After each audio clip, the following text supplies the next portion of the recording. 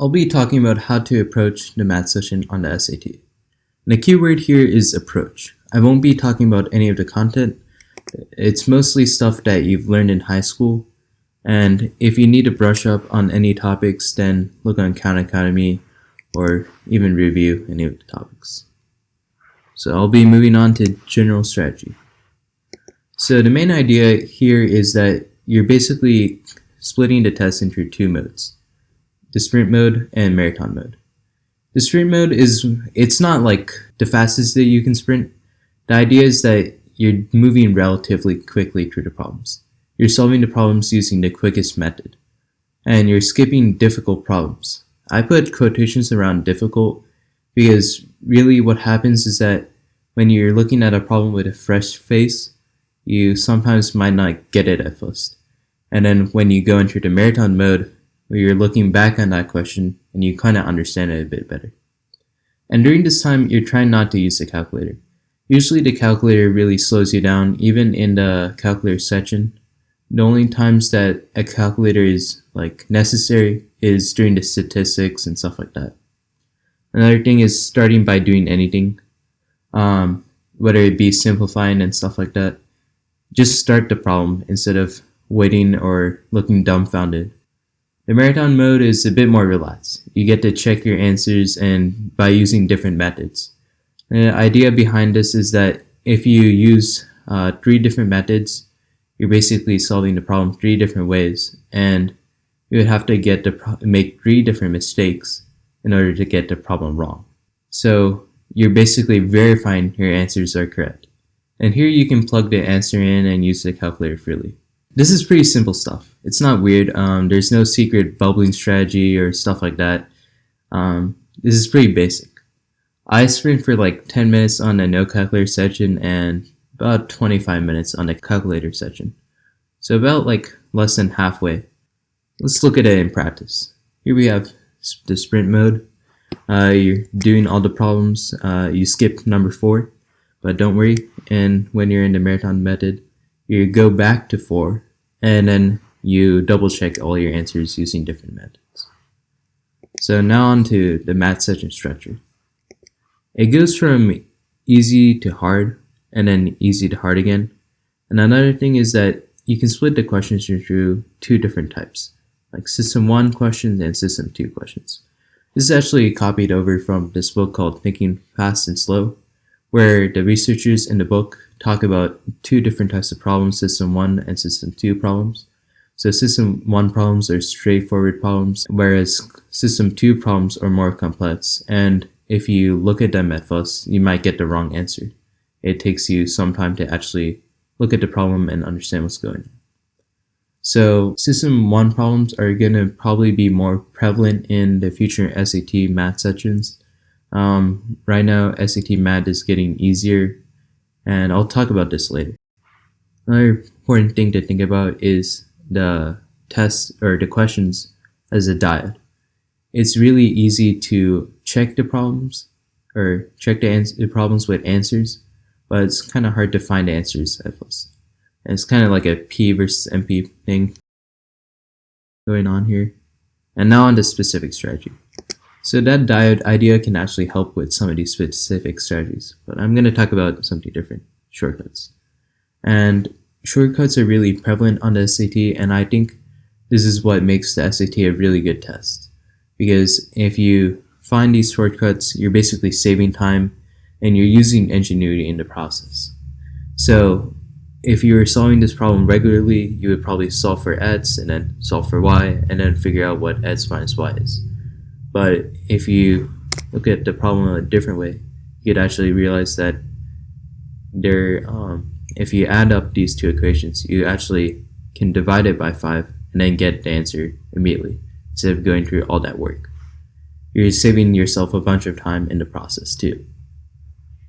And this usually comes up when they're asking for something weird like x minus y. It's not entirely obvious why they're asking for this unless you add them together. Another thing is drawing.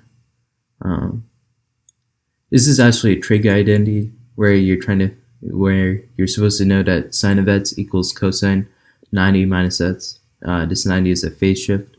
But if you didn't know that, you could draw this triangle and just say this angle here is x, and then that would mean the ratio between this side and this side is 5 to 4 as by the sine of x. And then you can realize that this other angle over here is 90 minus x.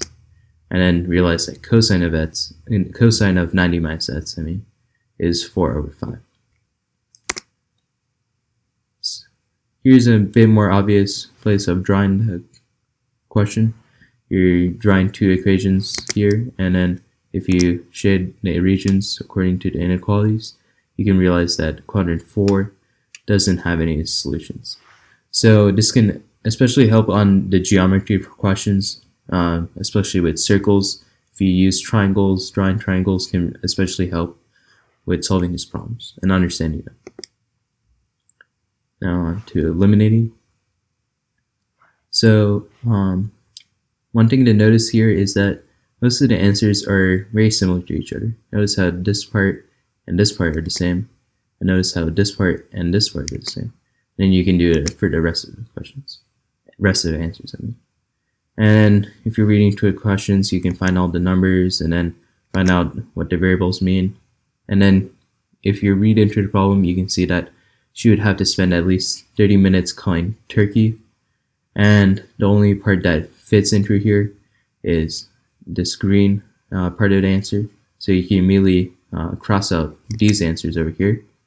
And it really frees you up to only look at these two answers. Another thing is using the answers themselves. Say you didn't realize that this means that the absolute value of a number would have to equal a negative number, which is not true.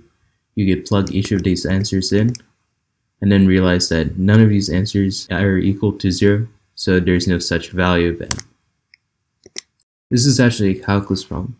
One thing to notice is that all the incorrect answers are derived from the correct answer. So some of the motifs from the correct answer show themselves in the incorrect answers. So you can see that this 1.5 minus 10y is used in 3 of these answers. And the same thing with this inverse 10, 1.5 is used in these two answers.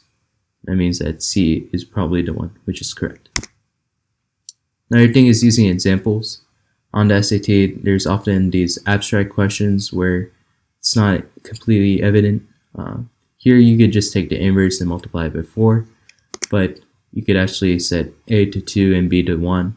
That would satisfy this expression over here. And then if you plug in a and b into this expression here, you realize that it's 2, and you basically solve the problem.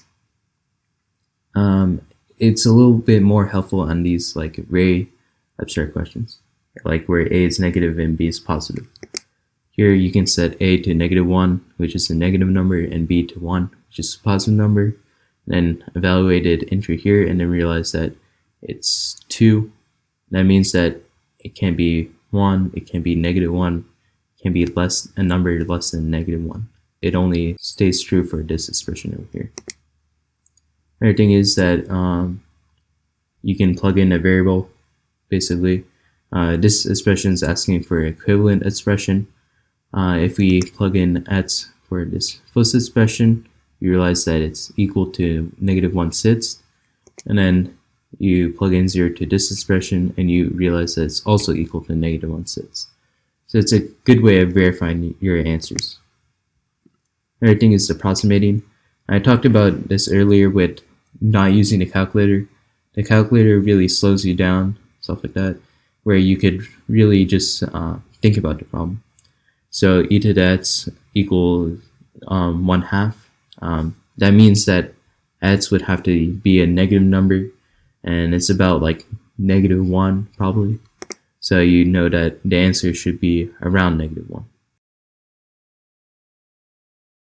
So another thing is worry about the number of mistakes, not the score.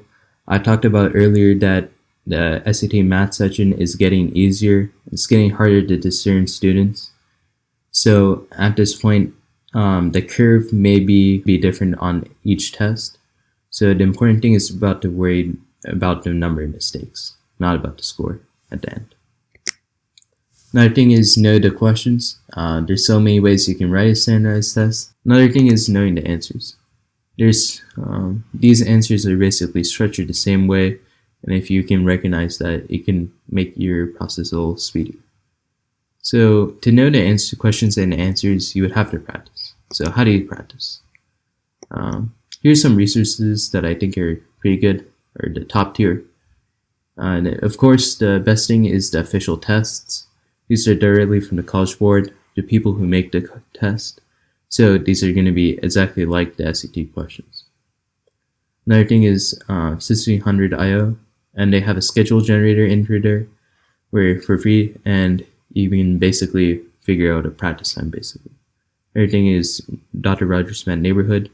He has a channel talking through every question in the official tests on the math section, where he uses different methods to evaluate and even finding like the quickest methods when you're in the test itself. Another thing is Khan Academy. I don't think Khan Academy is that good for practice, but if you want to like look at the videos and stuff like that, that's alright. Since you always have the better version, better practice in the official tests. Another thing is Cracking Khan Academy. If you actually want to practice, I created this Google spreadsheets where you can just copy and paste your Khan Academy review data and then figure out where you're lacking in.